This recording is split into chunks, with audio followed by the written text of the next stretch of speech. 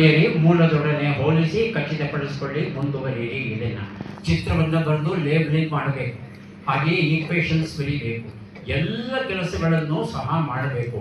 ಸ್ವಲ್ಪ ಮರೆತರೋ ತಪ್ಪಾದರೋ R1 ಇಂದ ಮತ್ತೆ ಶುರು ಮಾಡಬೇಕು. Repetition is must. ಬೇಜಾರು ಮಾತ್ರ ಮಾಡ್ಕೋಬೇಡಿ.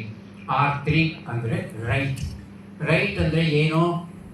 ಚಾಪ್ಟರ್ ವೈಸ್ ಕ್ವಶನ್ ಬ್ಯಾಂಕಲ್ಲಿರೋ ಎಲ್ಲ ಪ್ರಶ್ನೆಗಳಿಗೆ ಉತ್ತರವನ್ನು ಬರೆದು ಬರೆದು ಬರೆದು ಅಭ್ಯಾಸ ಮಾಡಬೇಕು.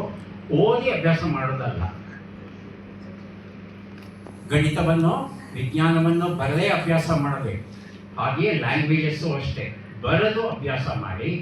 ಓದಿ ಮಾಡಲಿಕ್ಕೆ ಸಾಧ್ಯ ಇಲ್ಲ. ಓದೋದು, ಉರು ಹಚ್ಚೋದು ಬರೀ ಪದ್ಯಗಳನ್ನು ಮಾತ್ರ, ಈಕ್ವೇಷನ್ಸ್ ಮಾತ್ರ, ಡೆಫಿನೇಷನ್ಸ್ ಮಾತ್ರ, ಅದನ್ನು ಮಾತ್ರ ಉರು ಹಚ್ಚಬೇಕು. ಒಂದು ಹೊಸ ಶಬ್ದ ಬರೆಯೋ ಹಾಗಿಲ್ಲ ಡೆಫಿನೇಷನ್ನಲ್ಲಿ. ಅವರೇನು ಬರೆದಿದ್ದಾರೆ ಹಾಗೆ ಬರೀಬೇಕು. ಆಮೇಲೆ ಈ ರ್ಯಾಂಕ್ ಸ್ಟೂಡೆಂಟ್ ಆನ್ಸರ್ ಇದೆಯಲ್ಲ, ಅದನ್ನು ನೋಡ್ಕೊಂಡಿದ್ದೀಯಲ್ವಾ, ಅದಕ್ಕಿಂತ ಚೆನ್ನಾಗಿ ಉತ್ತರ